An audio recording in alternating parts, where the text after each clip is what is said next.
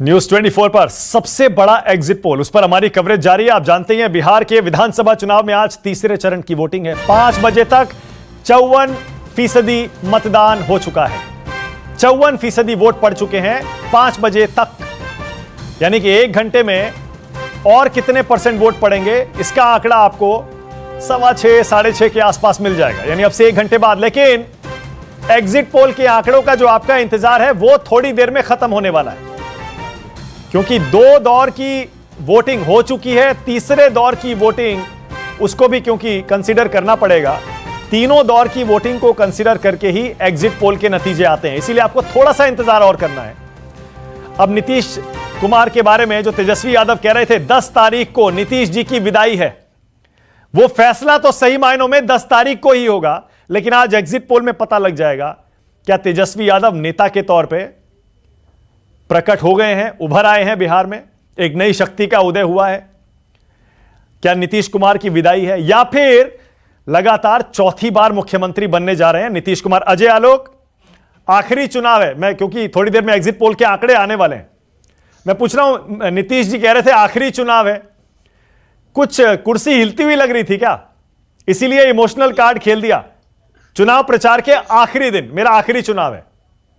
चुनाव प्रचार के आखिरी दिन, आखिरी सभा में अंतिम लाइन उन्होंने कहा, कहना आखिरी चुनाव प्रचार कहना था, वो निकला आखिरी चुनाव है। तो आप ये बताइए माने, नीतीश जी ने आखिरी बार चुनाव कब लड़ा?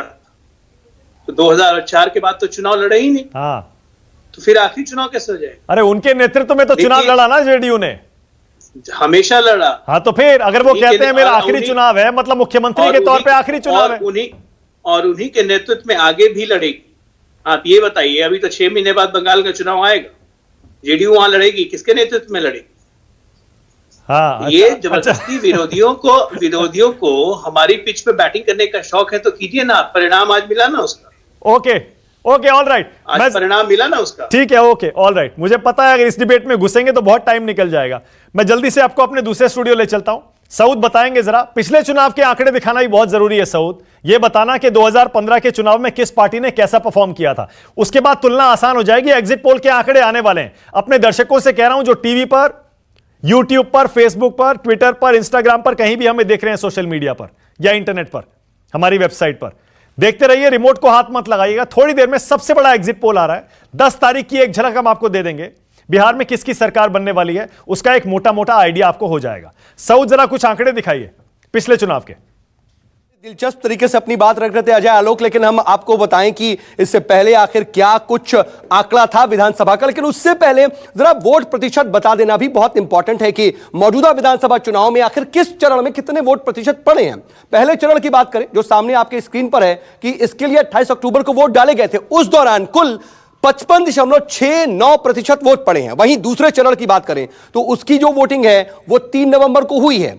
इस चरण में कुल 54.05% वोट डाले गए। लेकिन तीसरे चरण की बात करें तो उसकी वोटिंग हालांकि अभी चल रही है, अभी आधे घंटे का वक्त तकरीबन बाकी है, लेकिन शाम 5 बजे तक का आंकड़ा आया है, उसके मुताबिक कुल 54% मतदान हो चुका है। हालांकि इस तीसरे चरण के लिए फाइनल वोटिंग प्रतिशत जो है उसके लिए अभी थोड़ा और इंतजार करना पड़ेगा। लेकिन जैसा कि आपने माना कहा कि आखिर विधानसभा में क्या कुछ स्थिति रही, वो बड़ा दिलचस्प है, क्योंकि इस बार कितना कुछ आंकड़ा बदलेगा, कितनी स्टैटिस्टिक्स जो है वो चेंज होंगी, वो देखना बहुत दिलचस्प होगा। और ये जरा देख लीजिए, इस वक्त जो 2015 की विधानसभा है उसकी स्थिति ये है, और इसके मुताबिक जरा आप देखिए आरजेडी जो हरे रंग में आपको दिख रहा है वो कुल 80 सीटों के साथ है। लेकिन उसके अलावा अगर हम कुछ और जेडीयू बीजेपी की बात करें तो सिर्फ अगर बीजेपी की बात करें तो बीजेपी 53 सीट है उसके पास इस वक्त विधानसभा में, जेडीयू के पास 71 सीट है। हालांकि बीजेपी और जेडीयू मिलने के बाद अब इस वक्त सरकार में है, लेकिन आरजेडी के पास 80 सीट है। उसके अलावा कांग्रेस की बात करें तो 27 सीटें ये आपको इस वक्त अपने स्क्रीन पर दिखाई देंगी। कुल 27 सीटें हैं कांग्रेस के पास, और आरएलएसपी के पास 2 सीटें हैं और उस अन्य के पास 1 सीटें हैं। कुल मिलाकर के ये मौजूदा स्थिति है। मौजूदा स्थिति में कितना बदलाव आता है आने वाले वक्त में। अब जब पूरी स्थिति सामने आएगी तो कितनी बदलती है स्टैटिस्टिक्स, असल पर नजर तो इसी पर है। और मानक, अब देखिए आगे की स्थिति क्या है और क्या आंकड़े आने वाले हैं, उस पर आपके पास मैं आना चाहूंगा। What do you? शुक्रिया सऊद। आरजेडी पिछले चुनाव में 80 सीटें, सबसे बड़ी पार्टी। जेडीयू पिछले चुनाव में 71 सीटें, दूसरे नंबर पर। उसके बाद बीजेपी तीसरे नंबर पर 53 सीटें। उसके बाद कांग्रेस 27 सीटों के साथ चौथे नंबर पर थी पिछले चुनाव में। श्याम रजक, आप पिछले चुनाव में सबसे बड़ी पार्टी तो बने थे, लेकिन नीतीश जी और अजय आलोक बैठे हैं, वो हमेशा कहते हैं उनकी वजह से बने थे। इस बार आप एक्सपोज हो जाएंगे श्याम रजक। होंगे, क्योंकि जिस तरह से उनके आवाज, जिस तरह से उनके नेता की वॉइस है, घबराहट है, और जिस तरह से प्रधानमंत्री जी भी घबराहट में जिस तरह की भाषा का प्रयोग कर रहे हैं, इससे पता चल रहा है। और वो लालू यादव जी और नीतीश कुमार जी, माने कि जेडीयू और आरजेडी मिलकर के और उसमें जो वोट था वो हम लोग का राजद का वोट था, जिसके कारण नीतीश कुमार जी मुख्यमंत्री बने थे।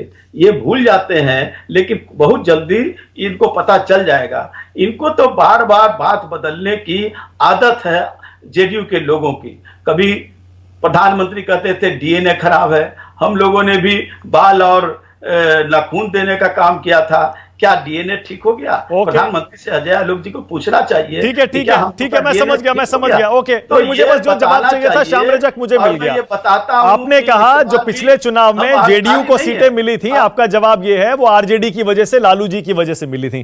के शर्मा कुछ कहना चाह रहे हैं? एक सेकंड रुकिएगा, एक सेकंड। के शर्मा कुछ कहना चाह रहे हैं। के शर्मा, इस बार सही मायनों में आपकी और जेडीयू के गठबंधन की अग्नि परीक्षा है, क्योंकि पिछले चुनाव में आपको मुंह की खानी पड़ी थी अकेले चुनाव लड़कर।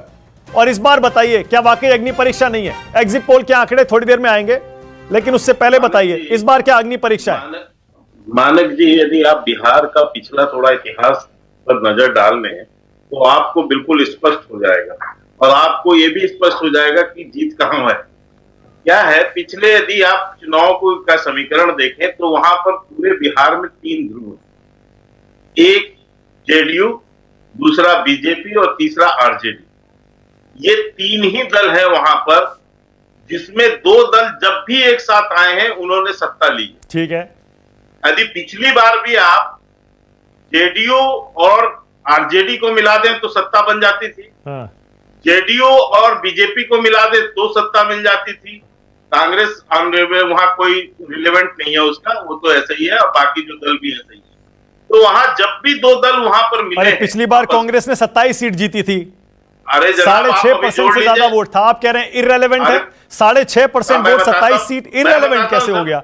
मैं आपको बताता हूं ना, आप 80 और 70 जेडीयू और आरजेडी को जोड़ दीजिए, कांग्रेस की क्या जरूरत है?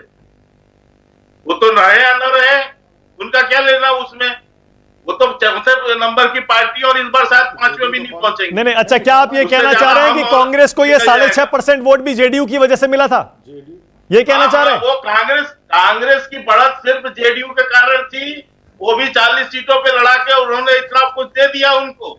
अदरवाइज तो वहां कुछ नहीं है, वहां तो डब्बा बंद है, कितने सालों से डब्बा बंद है। 2010 में भी 8.5% वोट के आसपास था कांग्रेस का, 2010 में, और 2005 में 6%। मानक जी, हाँ, अलका लांबा, एग्जिट पोल के आंकड़ों पर आऊं उससे पहले अलका लांबा।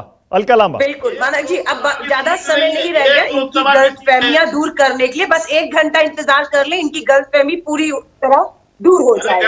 15 के चुनाव से 20 के चुनाव की तुलना नहीं करनी चाहिए। उस समय समीकरण कुछ अलग थे, धोखा हुआ। 5 साल की सरकार, डबल इंजन की सरकार, प्रधानमंत्री जी गए तो डबल युवराज की सरकार, इनका सिंहासन जाने वाला है। लोग सोचने लगे सिंहासन बिहार में और केंद्र में तो आपके पास है, इनका कौन सा सिंहासन जाने वाला है? और डबल इंजन से डबल युवराज आ गई, क्योंकि जवाब नहीं था इस डबल इंजन की सरकार ने आखिर काम क्या किए हैं, रोजगार कितने लोगों को दिया। और नड्डा जी ने तो यह कह दिया कि अमेरिका में ट्रंप इसलिए हार रहे हैं, कोरोना की महामारी का प्रबंधन ठीक नहीं किया। बिहार में भी वही नतीजे होने वाले हैं। भाजपा मुंह के बल आकर गिरने वाली है, इसलिए नीतीश के कंधों पर खेल रहे हैं, और नीतीश जी ने हार मान ली ये कहकर कि ये उनका अंतिम चुनाव है। बहुत बढ़िया। एक सेकंड, अलका, बहुत बढ़िया। अलका, आपने जो उदाहरण दिया है ना, आपने बहुत सही उदाहरण दिया है। लेकिन मुझे पता है कि इसमें जेडीयू और बीजेपी इससे बिल्कुल सहमत नहीं होंगे। उनका यह कहना है कि हमने हिंदुस्तान में और बिहार में कोरोना को बहुत बढ़िया से हैंडल किया है, इसीलिए अमेरिका का उदाहरण यह लागू नहीं होता। लेकिन मैं ये कह रहा हूं, मैं तो सिर्फ इतनी सी बात कह रहा हूं, मैं सिर्फ इतनी सी बात कह रहा हूं, एग्जिट पोल के आंकड़े बस आने वाले हैं थोड़ी देर में। अजय आलोक, इतना तो तय है अजय आलोक, कोरोना एक बहुत बड़ा मुद्दा इस चुनाव में रहा। आप मानते हैं रहा या नहीं रहा अजय आलोक? क्यों नहीं रहेगा? कोरोना था, इसने पूरे देश को रोक दिया।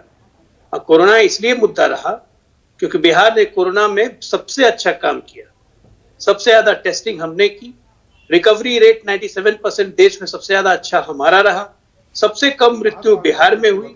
हमारे पुअर इंफ्रास्ट्रक्चर और हेल्थ इंफ्रास्ट्रक्चर पे जो लोग सवाल उठाते थे उनके मुंह पे जोरदार तमाचा पड़ा। तो किस बात की हमें डर है?